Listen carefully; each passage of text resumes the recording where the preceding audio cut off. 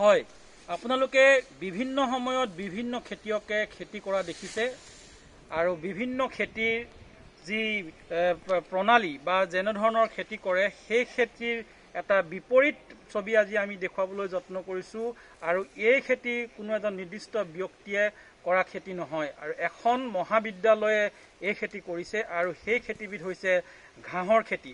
মই আপোনালোকক দেখুৱাম, প্ৰাগৰ দৰ্শকক দেখুৱাবলৈ যত্ন কৰিম। মই এই হাতত তুলি লোৱা এইবিধ হৈছে হাইব্ৰিড নেপিয়াৰ গ্ৰাছ মানে ঘাঁহ।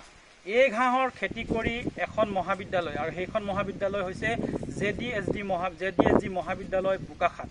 আৰু মই বৰ্তমান উপস্থিত আছোঁ বোকাখাট এই JDSG মহাবিদ্যালয়ৰ যি খেলপথাৰ আছে, খেলপথাৰৰ কাষতে পৰিত্যক্ত অৱস্থাত যিসমূহ মাটি আছে, এই মাটিসমূহত এই খেতিৰ যি এগ্ৰ' ফাৰ্মিং প্ৰজেক্ট আছে, এই প্ৰজেক্টৰ যি সমন্বয় কমিটি এখন আছে, এই কমিটিখনৰ উদ্যোগত তেওঁলোকে সেউজ বিপ্লৱ গঢ়ি তোলাৰ আৰু এই পৰিৱেশ সুৰক্ষা কৰাৰ যি অগ্ৰণী ভূমিকা গ্ৰহণ কৰিছে JDSG মহাবিদ্যালয়, নিশ্চয়কৈ শলাগ ল'বলগীয়া। মোৰ ভিডিঅ' জাৰ্নেলিষ্টে দেখুৱাবলৈ যত্ন কৰিছে JDSG মহাবিদ্যালয়ৰ খেলপথাৰৰ গাতে লাগি থকা যিসমূহ পৰিত্যক্ত মাটি আছিল, এই মাটিসমূহত এই কলেজৰ অধ্যাপক সহযোগী অধ্যাপক ডক্টৰ বিজয় শৰ্মা ডাঙৰীয়াৰ নেতৃত্বত তথা তেখেত সমন্বয়ক হয়, তেখেতৰ নেতৃত্বত আৰু ডক্টৰ জয়ন্ত গগৈৰ যি সহযোগ আছে, কলেজৰ শিক্ষক শিক্ষয়িত্ৰীৰ সহযোগিতা ইয়াত আছে।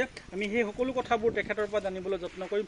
পোনপ্ৰথমে আমি দেখুৱাইছোঁ যে এই ঘাঁহসমূহৰ কিমান উপকাৰিতা আছে, সেই সকলো কথা মই প্ৰাগৰ দৰ্শকক জনাবলৈ যত্ন কৰিম। ইয়াৰ পৰা আৰ্থিকভাৱে স্বাৱলম্বী হ'বলৈ এটা সুপথ দেখুৱাবলৈ যত্ন কৰিছে এই মহাবিদ্যালয় কৰ্তৃপক্ষই আৰু এই ঘাঁহৰ পৰা প্ৰতি বছৰে বহু অৰ্থ সংগ্ৰহ কৰি ইনকাম কৰিব পৰা এটা আঁচনি তেওঁলোকে যুগুত কৰি তুলিছে। প্ৰতি বছৰে তেওঁলোকে বিভিন্ন সময়ত বিভিন্ন ওপৰ অংশ ঘাঁহ বেচি তেওঁলোকে উপাৰ্জন কৰে বহু টকা আৰু ইয়াত যি পাভসমূহ আছে, এই পাভসমূহৰ পৰা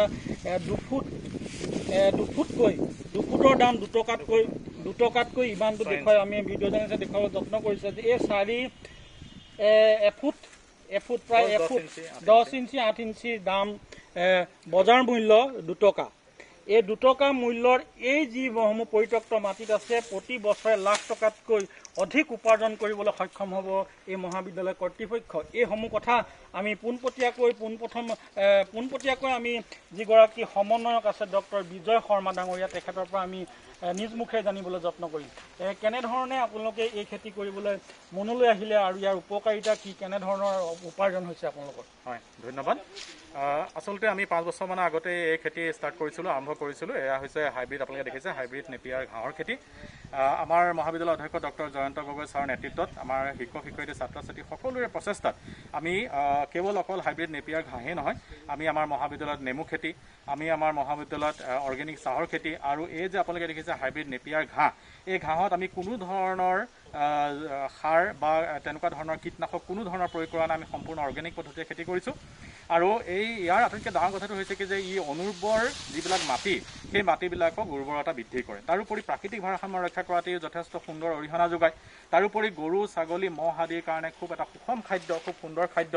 আৰু আমি প্ৰায় 7 বিঘা মাটিত আমি এই খেতি কৰিছোঁ। আমাৰ এবাৰ যদি আমি এই ঘাঁহখিনি অকল ঘাঁহটো কাটোঁ, তেতিয়াহ'লে আমাৰ প্ৰায় 15,000 টকা ইনকাম হয়।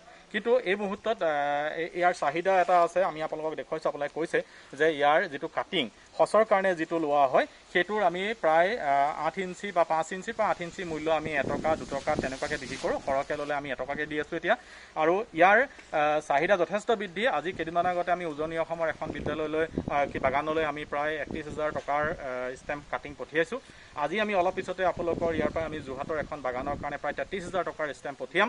তাৰোপৰি অসমৰ বিভিন্ন ঠাইৰ পৰা বিভিন্ন উঠি অহা নতুন প্ৰজন্মই আমাৰ আপোনাৰ নিবনুৱা যুৱক যুৱতীয়ে আমাৰ ইয়াৰ পৰা ষ্টেম্প ক্ৰয় কৰি নিছে। তেখেতসকলে চাবলৈ গৈ চেষ্টা কৰিছে আৰু ময়ো আপোনালোকৰ এই চেনেলৰ জৰিয়তে সকলোকে উঠি অহা নতুন প্ৰজন্মক আহ্বান জনাওঁ যাতে তেখেতসকলৰ পৰিত্যক্ত ভূমিত আমি আচলতে মহাবিদ্যালয়ৰ কৰ্তৃপক্ষই আনুষ্ঠানিক শিক্ষাৰ উপৰিও যাতে আমাৰ মহাবিদ্যালয়ৰ ছাত্ৰ ছাত্ৰীসকলে নিজৰ ঘৰত গৈ পেলাই তেখেতসকলৰ ঘৰত থকা নিবনুৱা ককাইদেউ দেউতা মাক ভনীয়েক বা ওচৰ চুবুৰীয়া সকলোকে যাতে এই মেছেজটো দিব পাৰে যাতে তেওঁলোকে এই পৰিত্যক্ত ভূমিত যদি এই খেতি কৰে তেতিয়াহ'লে ইয়াৰ পৰা তেওঁলোক স্বাৱলম্বী হ'ব পাৰে। তাৰোপৰি আমাৰ মহাবিদ্যালয়ে যোৱা বছৰ বা আগৰ বছৰো আমি কি কৰিছোঁ, বানপানীৰ সময়ত আমাৰ ৰাস্তাত যিবিলাক পশু বান্ধি থোৱা হয় সেই পশুবিলাকৰ কাৰণেও আমি এই ঘাঁহটো বিনামূলীয়াভাৱে বিতৰণ কৰিছোঁ। তাৰোপৰি আপোনালোকে জানে যে কাজিৰঙা ৰাষ্ট্ৰীয় উদ্যানৰ কাষতে থকা পাণবাৰীস্থিত ৱাইল্ড লাইফ ৰিহেবিলিটেশ্যন চেণ্টাৰত বানপানীৰ সময়ত যিবিলাক আঘাতপ্ৰাপ্ত বন্যপ্ৰাণী শুশ্ৰূষা কৰা হয়, ট্ৰিটমেণ্ট কৰা হয়, সেই বন্যপ্ৰাণীৰ কাৰণেও আমি এই ঘাঁহটো বিনামূলীয়াভাৱে বিতৰণ কৰি আহিছোঁ। গতিকে আমি ভাবোঁ যে ইয়াৰ এটা যথেষ্ট বজাৰ মূল্য আছে, প্ৰাকৃতিক ভাৰসাম্য ৰক্ষা কৰে, অতি সুন্দৰ এক পৰিৱেশ সৃষ্টি কৰে। আপোনালোকে দেখিছে আমাৰ মহাবিদ্যালয় চৌপাশ অতি সুন্দৰ সেউজীয়া হৈ পৰিছে। গতিকে আমাৰ আহিলে মনটো ভাল লাগে।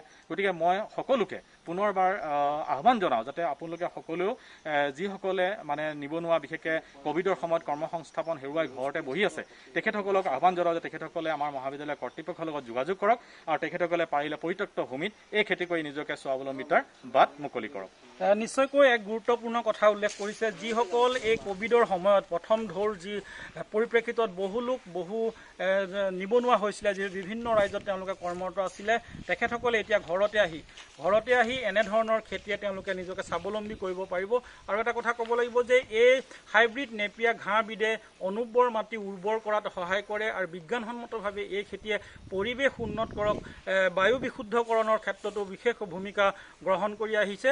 আমি বিদ্যালয় কৰ্তৃপক্ষক ধন্যবাদ জনাইছোঁ আৰু লগতে আমাৰ দৰ্শককো আমি দেখুৱাইছোঁ যে এই খেতিবিধে পৰিৱেশ সুৰক্ষিত কৰাৰ লগতে আমি অক্সিজেনৰ যি অভাৱ, প্ৰদূষণমুক্ত এটা পৰিৱেশ পাবৰ কাৰণে নিশ্চয় গুৰুত্বপূৰ্ণ ভূমিকা গ্ৰহণ কৰিব।